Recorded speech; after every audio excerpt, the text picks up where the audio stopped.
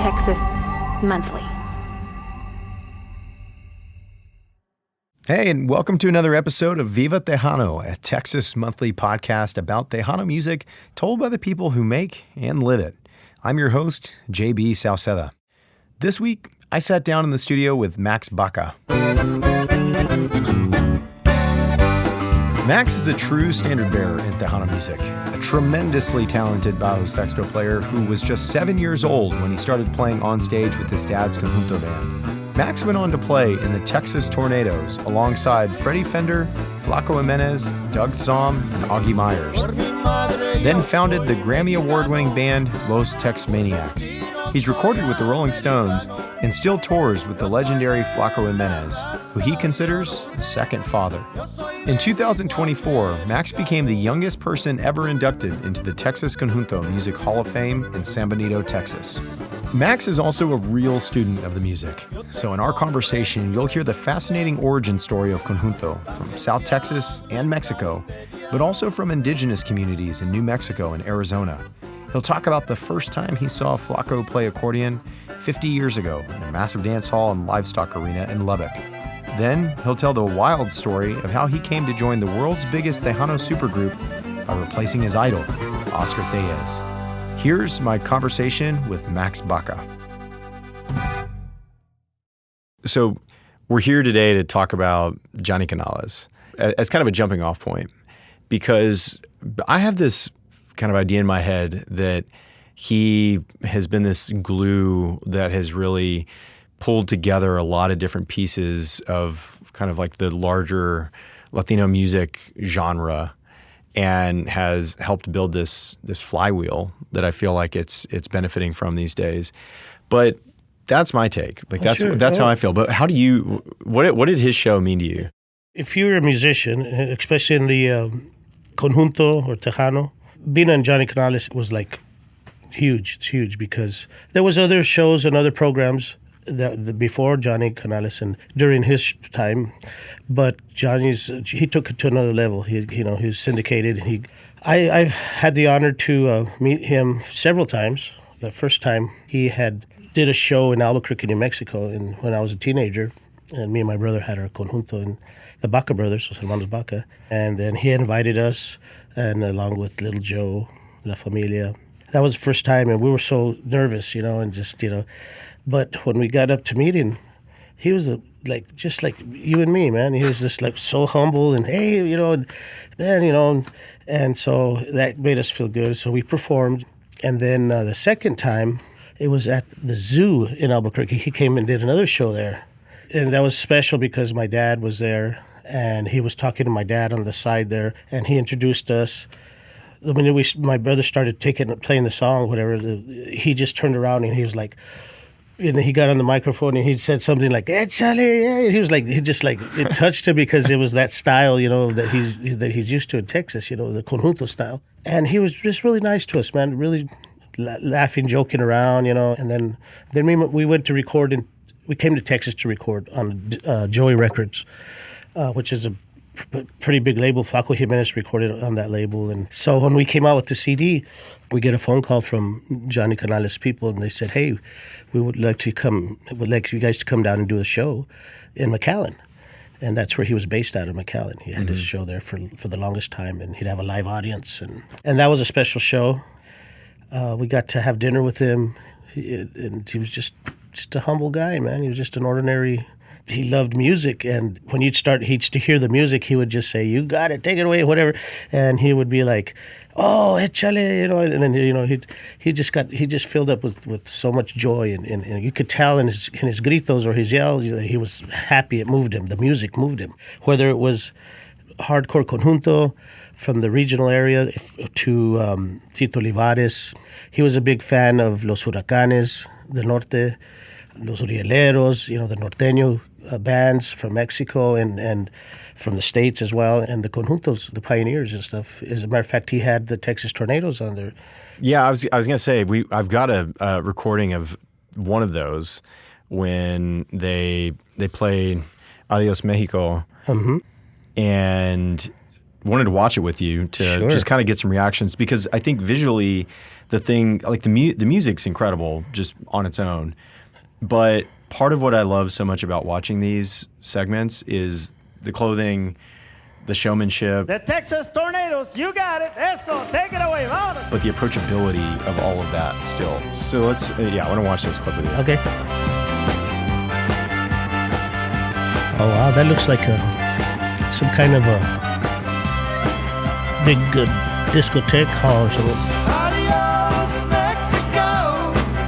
Adios, Mexico. Got along without you. I never know that. Adios, Mexico. Got a little too bad. We grew up, my dad was like the world's biggest Tornadoes fan. Oh, yeah. He grew up in San Benito. Oh, yeah, Freddie Fender's from Yep. there. See, the guy that's playing the bajo sexto there, behind, his name was Oscar Tejas, and he was my idol. Really? He was my idol. There was nobody, in my book, nobody better than that guy, man. He was just amazing, man.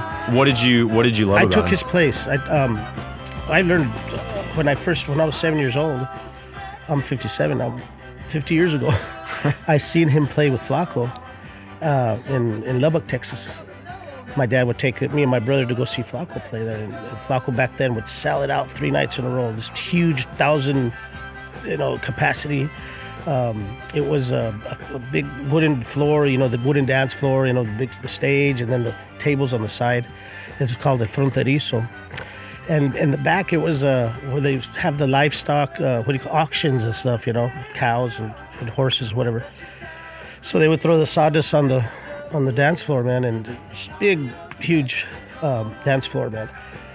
And that's when I saw him play bajo sexto with Flaco, and then I said, that's what I want to be. I said, that's what I want to do. And it just inspired me so much, and I picked up. I already played guitar, and then he taught me the few chords, and Flaco actually showed me a few chords, and then that's where I picked it up. How long have you been playing with him? I played with him for 10 years. 1990. I came in about 1990. Okay. They formed around 88, 89, I think, like that. And then Oscar was the original bajo player. And then the story is, it's a funny story, but it's they were going to go to Japan, and they were in Chicago. They did a show in Chicago, and then they were going to fly the next day to Japan, right, overseas. And for some reason, Oscar, he stayed behind, with the camaradas, with the buddies, drinking and stuff, and he didn't make the flight. So they took off without him. There they go to tour in Japan, and pretty much he stayed there in Chicago for like 3 months before anybody heard anything from him. And I was like, Oscar, and so that time, that's when I came in, because after a month they needed the bajo player, man. And so they came through Albuquerque, and Flaco called me, says, bring your bajo. I flew to San Diego. We all got there, and then we got into 2 buses, and we toured up California, and then eventually worked our way to Washington, D.C. to play Bill Clinton's inaugural ball. Wow. Yeah. So it was a fun 10 years of my life that I can just priceless memories. The talk of the Tornadoes actually brings me to another kind of thought that I'd been having, which is that so I grew up, both my mom's from Carrizo and my dad's from San Benito. So we grew up Sunday mornings listening to Johnny Canales. We listened to Tejano music, and it felt like our music, right? It was our music. It is our music. The conjunto started in the valley from Narciso Martinez. Yeah. When the Germans and the Czechs and the Europeans settled in Texas at the turn of the century, they brought over that accordion, the button accordion, because there was no accordions here in America. There was no factories or anything like that. So they brought over the accordion, and then Narciso Martinez was one of the first to hear the umpa sound. The Germans and Santiago Jimenez Sr., Flaco's daddy, here in San Antonio.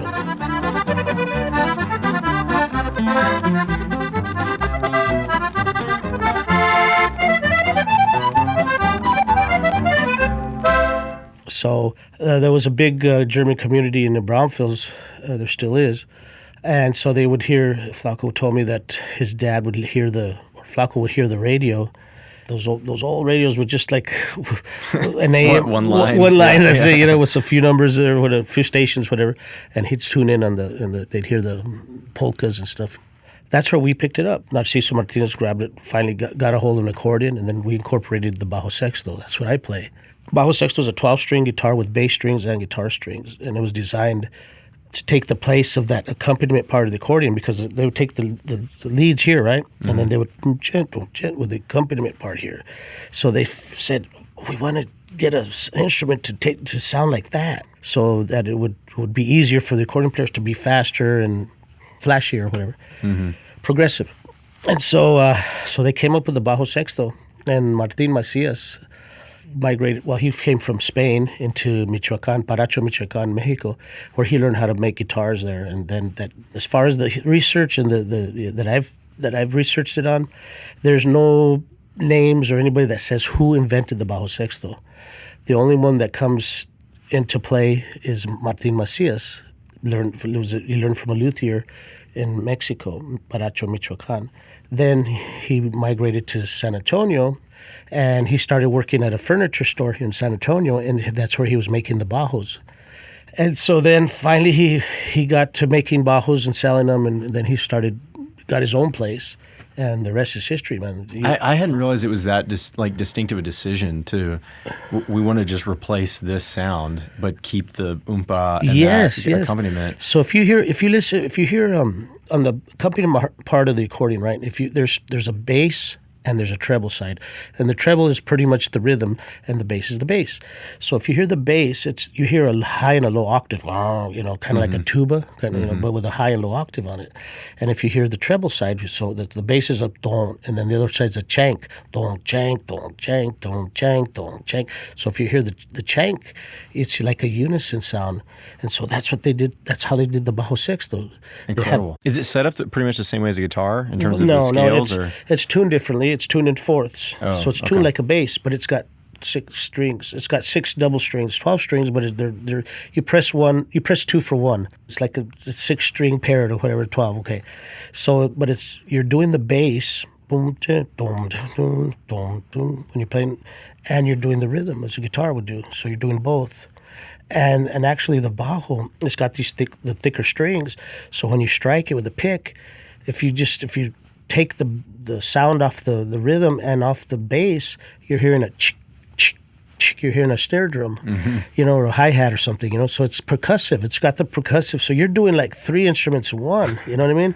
And so that allowed for like the accordion players to go in and out fast and flash, and faster and flashier licks and stuff like that, instead of just the simple like do do do do do, just the simple like the Germans would play like that, and accompaniment themselves.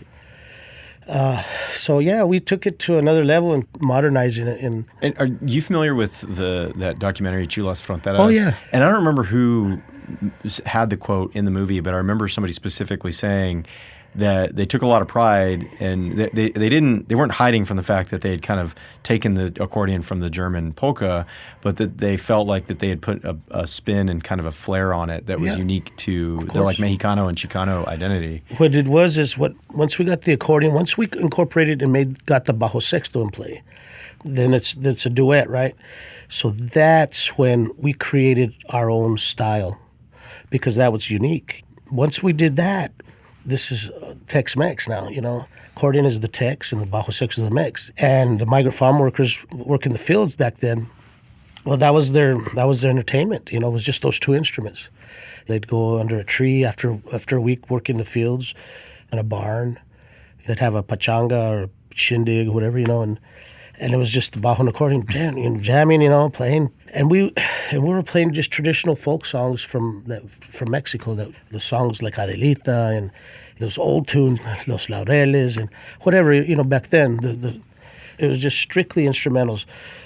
They would do redovas, chotis, marsutka, or of course the polka.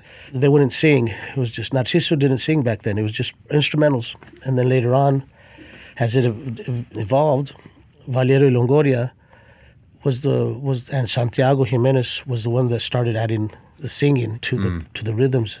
And then later on, Actually, they then incorporated an upright bass. And the reason why, because Juan Tejeda from the Guadalupe Cultural Arts, he explained it to me, was because back then they had the bajo and the accordion, right? So they'd be playing outside or whatever. And back then they didn't have no microphones or PA systems, anything like that. So it was just right there what you hear. And the people would be dancing, but then larger crowds started coming along, and then you couldn't hear them anymore. So that's when they got the upright bass. Now you hear the boom, boom, and they were able to dance to the beat of the bass. And then eventually a drum set. And so then once they had the drum set, then it's the conjunto. They would say, I have my conjunto, I have my group or whatever, my band. So if you have your conjunto, they considered that's cantina music. And they wanted to fit into society better, because back then there was a lot of discrimination. And so we wanted to fit into society to climb the ladder. Interesting. Yeah, when Little Joe started to incorporate horns, where did that come from? Little Joe started using the horns in the polkas that were from the conjuntos, adding all that, horns and the trumpets or whatever, and created Little Joe y La Familia sound. I would say he was probably the first to get identified as an orchestra, in the Tejano orchestra.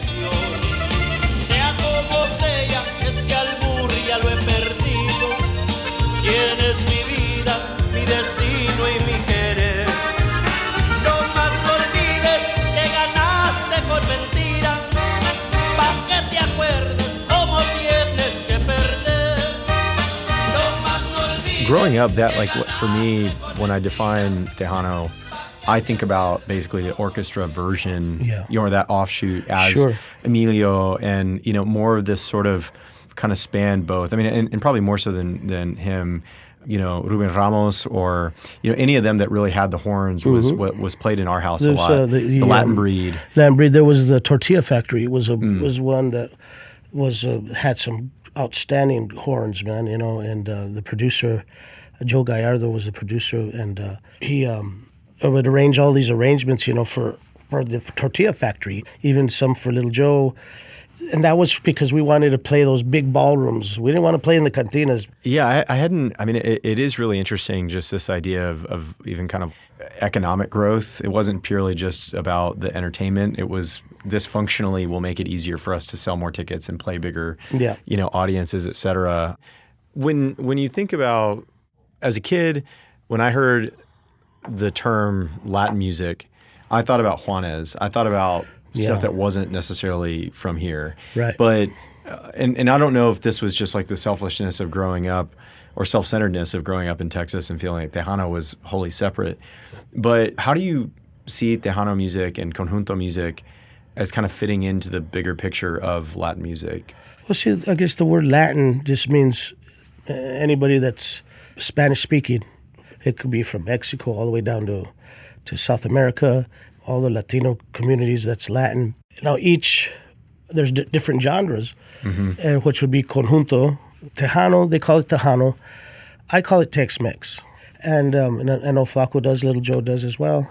And Tejano music means Texas music, Texan music. That could be Stevie Ray Vaughan.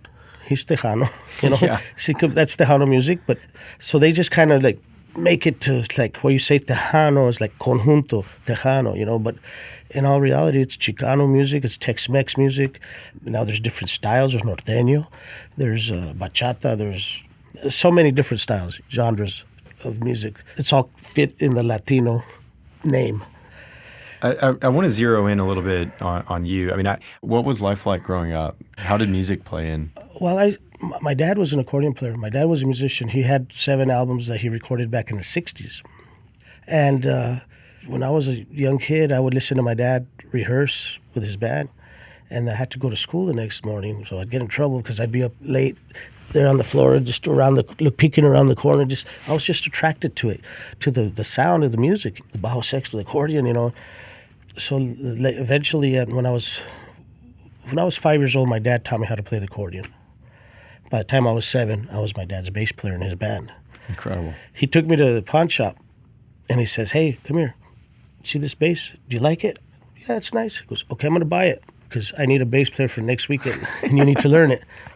So I was like, I had to learn it in a week, But it was easy because I guess I had the gift. I was going to say, or ask, if it felt like it came natural to you. Yeah, it came natural to me. I did, they taught me the basics, and I learned it like that real quick. And then from there, I kind of progressed on into learning more and wanting to learn more. And you can never learn enough. It's just, music is like numbers. It never ends. It just keeps, there's so many progressions and chords, and it's just a beautiful thing, music. It's a challenge because trying to play a folk instrument that's just an accompaniment instrument that when it first started off into something that's more modern now, into taking leads and doing these flashy licks but I love it. I remember my dad had a PA system, and it was just two speakers, little speakers. They didn't even have a horn or nothing, it was just, and that was it. There was no monitors. It was just three or four microphones, one for the accordion and one for the vocals, and that's it. And me and my brother played with that same PA system, went through the high school through our teens. But I remember growing up, when going back to the beginning, when I was 7 years old, I used to play bass with my dad, and I remember we'd play at the Native Indian reservations. And I remember they'd come up to my dad and say, "Hey, we like that chicken scratch music you're playing." And I was like, "What is this? Is they putting us down, or what? Chicken scratch? Or chicken? Do you mean chicken shit?" But no, it's and it's actually it's native. If you look up chicken scratch music, it's Native Indians, natives playing our music. It's playing conjunto music. Wow.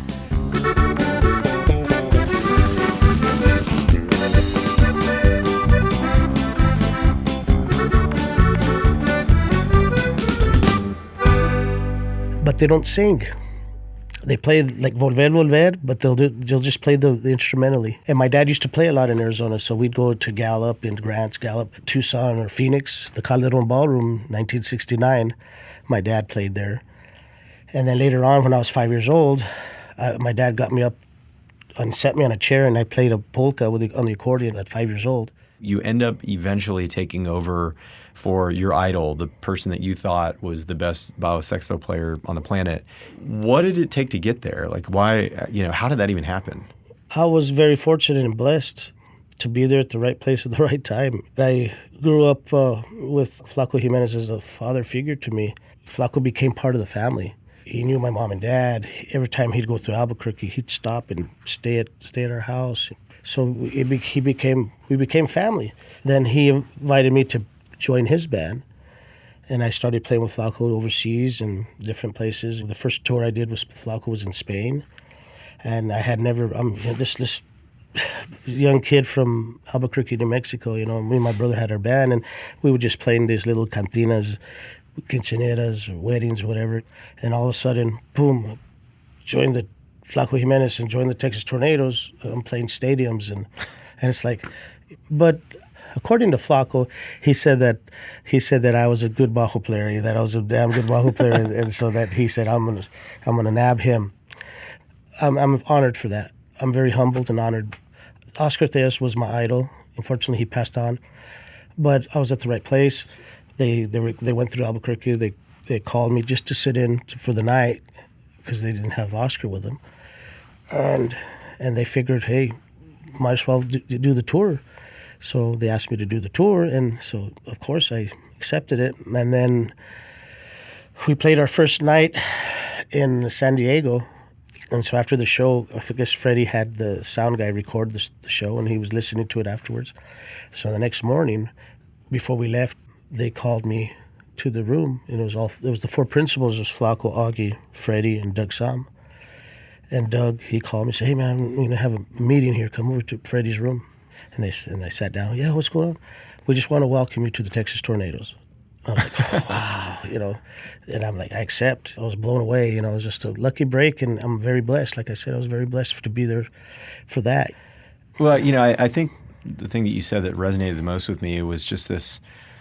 There was a utility to the music that was simply just, this is what was available. It was easy. And, we had access to these instruments, and we could pull them out and kind of put on our own, performances. But with time, it grew its audience, and it scaled its like kind of utility to the size of the people, or the people coming to the dances and all of that. But there was an aspirational component of it too that was kind of pulling the music forward and kind of allowing it to evolve into these different formats that you talked about. In a lot of ways, it goes back to the Johnny Canales show, which was... He played a very important role, man. He brought it all together, didn't he? He sure did. Like I said, if you were a musician, you wanted to be on his show. That'd be like a dream to come out on his show. But then like the audience was rowdy, and to have some people kind of sitting there, but there'd be people up there singing, and there were some recordings that I watched where people were dancing in the background. Oh yeah. He always had a live audience. Yeah. It felt like we were there at home. Yeah. It was like when we would in Houston, we'd listen to Kakukuka. Yeah. And my parents still have recordings of a lot of those radio shows.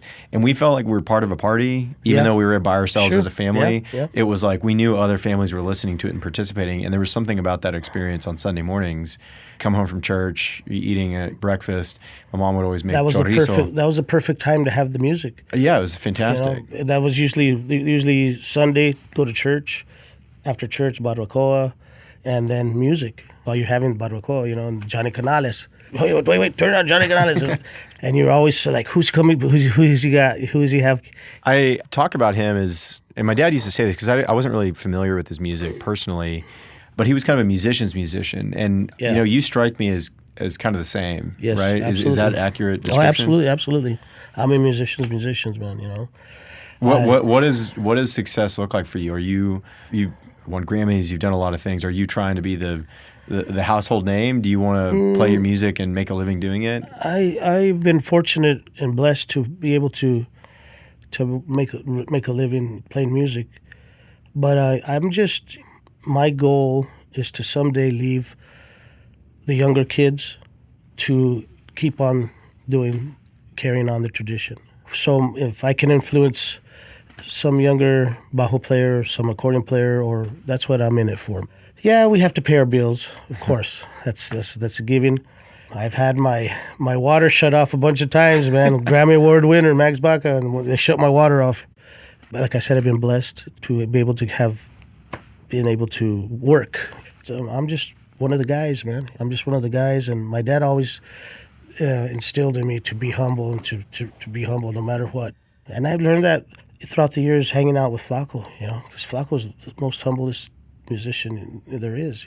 And being able to meet so many different musicians and people and just realizing, hey, this is about the music. It's about the music and about music brings people together. It brings everybody together.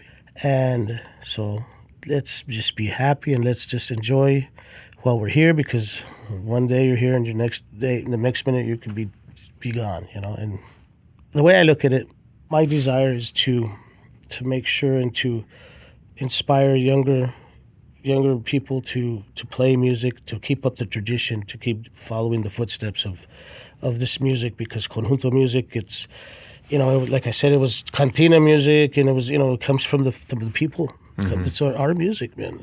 We grew up. We picked all the vegetables and this is our music, man. So, and we nurtured it, and then later on evolved, whatever you want to call it, to Tejano music, Tex-Mex.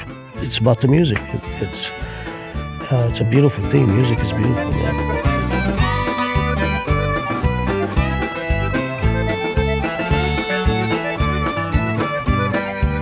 All right. That was my conversation with Max Baca. Thanks so much to Max for coming into the studio to talk with me, and to all of y'all for listening. We'll be back next week with Congressman Joaquin Castro. We'll talk about the Tejano artists he listened to growing up in San Antonio, and why a cultural moment comes with political power too. See you then. Viva Tejano is a Texas monthly podcast hosted by me, JV Salceda. Our executive producer is Megan Kright.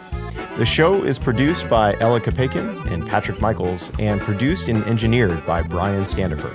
Additional production by Aisling Ayers. Consulting producer is Adrian Arredondo.